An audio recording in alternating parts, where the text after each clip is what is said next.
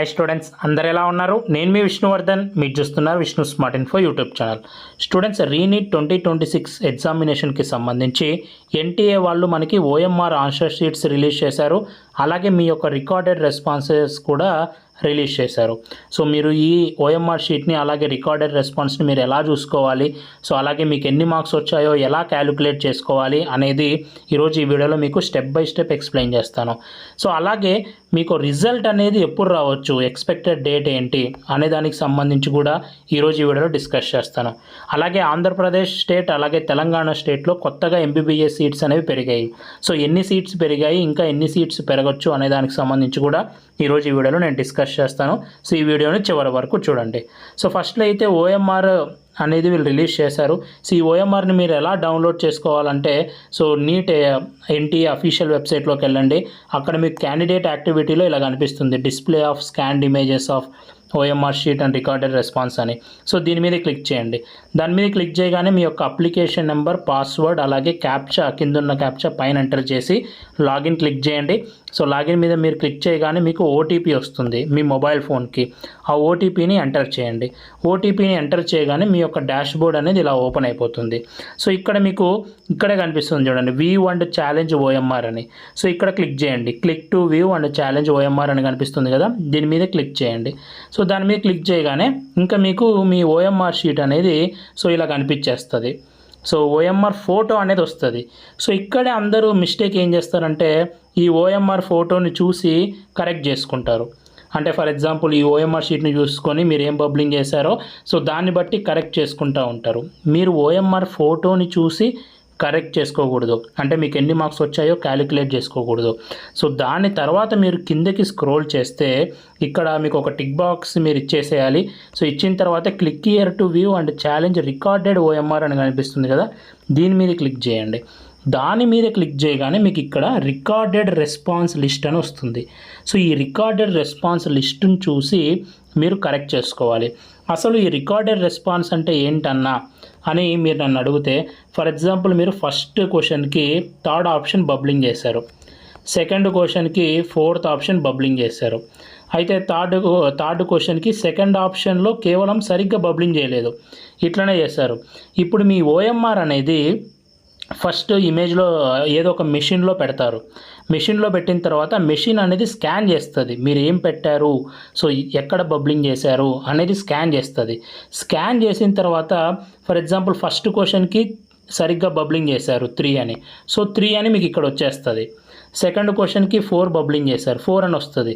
Third క్వశ్చన్కి మీరు second option bubbling చేశారు కానీ సరిగ్గా బబ్లింగ్ చేయలేదు. సో అలాంటప్పుడు ఆ మెషిన్ అనేది డిటెక్ట్ చేయదు.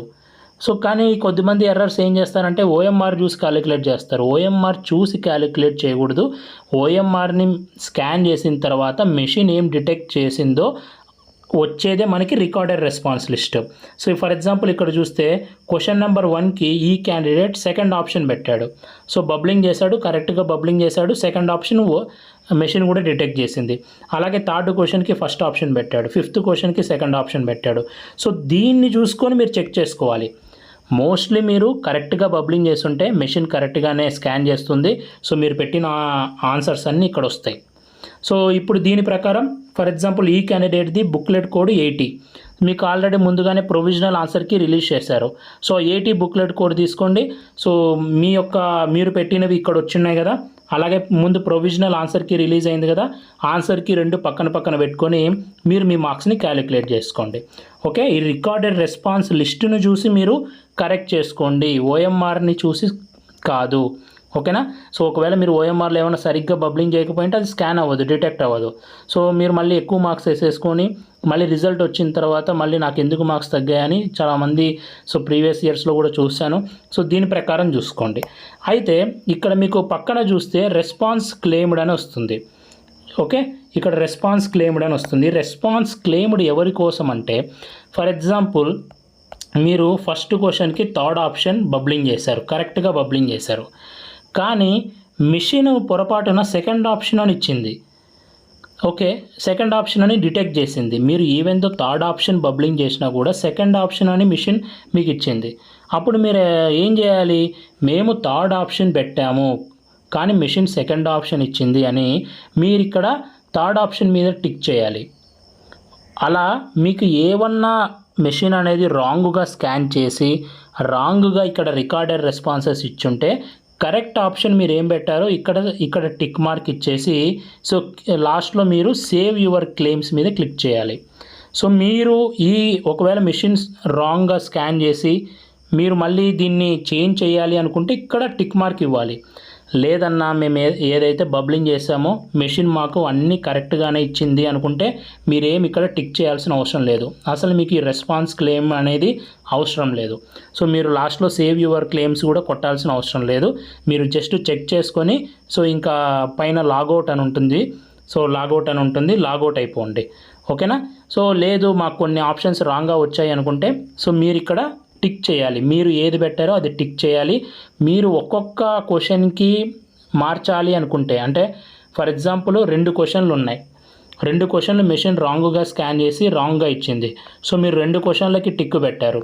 ఈచ్ క్వశ్చన్కి మీరు 200 రూపీస్ పే చేయాలి. సో అదే వాళ్ళు ఇక్కడ మీకు మెన్షన్ చేశారు. ఈచ్ క్వశ్చన్కి 200 రూపీస్ పే చేసి మీరు మీ క్లెయిమ్స్ని సబ్మిట్ చేయాలి. మోస్ట్లీ అందరివి మామూలుగానే ఉంటాయి, అన్నీ కరెక్ట్గానే చేసి ఉంటుంది. సో ఇంకా మెషిన్ తప్పుగా చేయడం అనేది ఎక్కడో రేర్. ఒకవేళ అలా అయి ఉంటే మీరు చేయండి. లేదు మాకు అన్నీ కరెక్ట్గా ఉన్నాయనుకుంటే మీరు జస్ట్ చెక్ చేసుకొని లాగౌట్ అయిపోండి. సో ఎవరైతే అలా ఛాలెంజ్ చేయాలనుకుంటారో సో వాళ్ళకి లాస్ట్ డేట్ అనేది 15th జూలై మార్నింగ్ 11 AM వరకు టైం ఇచ్చింది. సో ఈచ్ క్వశ్చన్కి 200 పే చేయాలి. ఒకవేళ 2 క్వశ్చన్స్ అంటే మీరు టోటల్గా 400 పే చేయాలి. ఓకే. సో ఇలా మీరు చెక్ చేసుకోండి మీకు ఎన్ని మార్క్స్ వచ్చాయో.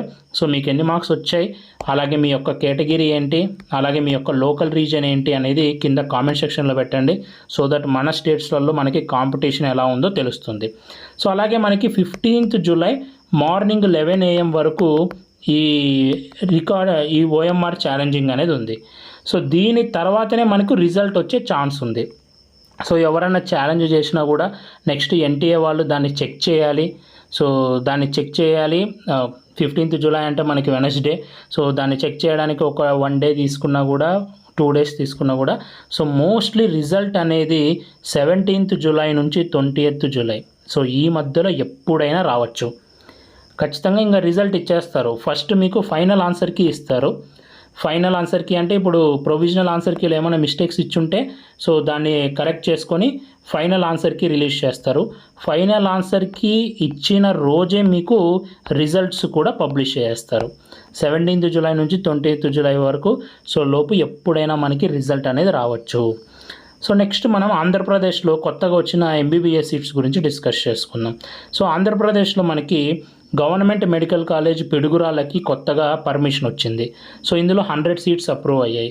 సో ఇది గవర్నమెంట్ కాలేజ్ కాబట్టి ఇందులో 15% AAQకి వెళ్తే, అలాగే ఇది కొత్తగా వచ్చిన మెడికల్ కాలేజ్ కాబట్టి దీంట్లో సెల్ఫ్ ఫైనాన్సింగ్ మళ్ళీ NRI కోటా కూడా పోతాయి.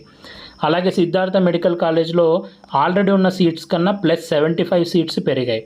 అలాగే గవర్నమెంట్ మెడికల్ కాలేజ్లో ఆల్రెడీ ఉన్న సీట్స్ కన్నా +75 సీట్స్ పెరిగాయి. అలాగే ACSR నెల్లూరులో +25 సీట్స్ పెరిగాయి. సో ఈ పరంగా మనం చూస్తే టోటల్గా +275 సీట్స్ పెరిగాయి. ఈ సీట్సే కాదు ఇంకా మనకి కొన్ని మెడికల్ కాలేజ్ కొత్తగా రావాల్సి ఉంది. సో కడపలో కానీ అంటే పులివెందల్లో కానీ చూస్తే ఇంకా కొన్ని చోట్ల నేను ఆల్రెడీ మీకు ప్రీవియస్ వీడియోస్లో కూడా చెప్పాను, ఇంకా కొన్ని కొత్త మెడికల్ కాలేజెస్ రెడీగా ఉన్నాయి ఓపెనింగ్ చేయడానికి. సో కౌన్సిలింగ్ స్టార్ట్ అయ్యే లోపు ఏ కాలేజెస్కి అయితే ఆల్మోస్ట్ ఛాన్స్ ఉందో వాటన్నిటికీ పర్మిషన్ ఇస్తారు. అలాగే ఉన్న కాలేజ్లో కూడా సీట్స్ పెంచుతారు. నాకు తెలిసి 275 కాదు ఇంకా ఎన్నో సీట్స్ ఆంధ్రప్రదేశ్లో పెరగనున్నాయి. సో ఎన్నో అంటే పెరగచ్చు ఈ ఇయర్, ఎందుకంటే ఇంకా కొన్ని కాలేజెస్ రెడీగా ఉన్నాయి, దాన్ని ఓపెనింగ్ చేయడమే ఆలస్యం. సో ఆ కాలేజ్కి కూడా పర్మిషన్ వస్తుంది. సో మనం వెయిట్ చేసి చూద్దాం. కౌన్సిలింగ్ స్టార్ట్ అవ్వడానికి ఇంకా టైం పడుతుంది. ఆ లోపు ఖచ్చితంగా ఆల్మోస్ట్ ఏవైతే ఛాన్సెస్ ఉన్నాయో అన్ని కాలేజెస్కి పర్మిషన్ అనేది వచ్చేస్తుంది. సో ఈ +275 కన్నా మీరు ఇంకా ఎక్స్ట్రాగా ఇంకా 150 to 200 సీట్స్ ఇంకా ఎక్కువ పెరగచ్చు. మేబీ ఇంకా 200+ కూడా పెరగచ్చు. సో చూద్దాం. అండ్ అఫీషియల్గా పర్మిషన్ వచ్చినప్పుడు నేను మీకు చెప్తాను. అలాగే తెలంగాణలో మనకి GMC మహబూబ్ నగర్లో ఆల్రెడీ ఉన్న సీట్స్ కన్నా +25 సీట్స్ పెరిగాయి. సో తెలంగాణలో కూడా ఇంకా కొన్ని కాలేజెస్లో సీట్స్ పెరగచ్చు. సో ESIC హైదరాబాద్లో కూడా కొన్ని సీట్స్ పెరిగాయి ఆల్రెడీ. అండ్ అలాగే కొన్ని కొత్త ప్రైవేట్ మెడికల్ కాలేజ్ కూడా రావడానికి స్కోప్ ఉంది. సో వాటికి కూడా కౌన్సిలింగ్ లోపు స్టార్ట్ అయ్యే లోపు వచ్చేస్తాయన్నీ. సో దీని ప్రకారంగా చూస్తే మనకి సీట్స్ ఎక్కువ పెరిగితే ఆటోమేటిక్గా సో కట్ ఆఫ్ అనేది మనం అనుకున్న దానికన్నా తక్కువ అవుతుంది. సో ఎన్ని మార్క్స్ తక్కువ అవుతుందన్న ఏంటి అనేదానికి సో ప్రస్తుతానికి మనం ఏం చెప్పలేము. సో రిజల్ట్స్ రావడానికి దగ్గరలో ఉంది కదా, వన్స్ రిజల్ట్స్ వచ్చాక మనకి ఎగ్జాక్ట్గా కాంపిటీషన్ తెలుస్తుంది. సో అప్పుడు ఈ పెరుగుతున్న సీట్స్ ప్రకారం రిజల్ట్స్ వచ్చినాక చూసిన కాంపిటీషన్ని బట్టి మనకి ఎంత కట్ ఆఫ్ ఉండొచ్చు అనేది మనం రిజల్ట్ వచ్చిన తర్వాత డిస్కస్ చేసుకుందాం. ఓకేనా? సో ఇవి లేటెస్ట్గా ఉన్న అప్డేట్స్. సో మీరు మీ ఓఎంఆర్ని చెక్ చేసుకోండి. సో అలాగే రికార్డెడ్ రెస్పాన్సెస్ కరెక్ట్గా పడ్డాయో లేదో కూడా చెక్ చేసుకోండి. ఇది కూడా వెరీ ఇంపార్టెంట్. ఒకవేళ తప్పుగా మెషిన్ కనుక స్కాన్ చేస్తుంటే ఖచ్చితంగా క్లెయిమ్ చేసుకోండి. ఒకవేళ అన్నీ కరెక్ట్ ఉంటే క్లెయిమ్ చేసుకోవద్దు. ఓకే, సో ఇది మనకి లేటెస్ట్గా వచ్చిన అప్డేట్. ఈ వీడియో మీ అందరూ నచ్చింది అనుకుంటున్నాను. వీడియో నచ్చితే లైక్ చేయండి. ఇలాంటి మరెన్నో వీడియోస్ మీరు మిస్ అవ్వకూడదు అనుకుంటే మన ఛానల్ని సబ్స్క్రైబ్ చేయండి. Thank you so much for watching. Have a great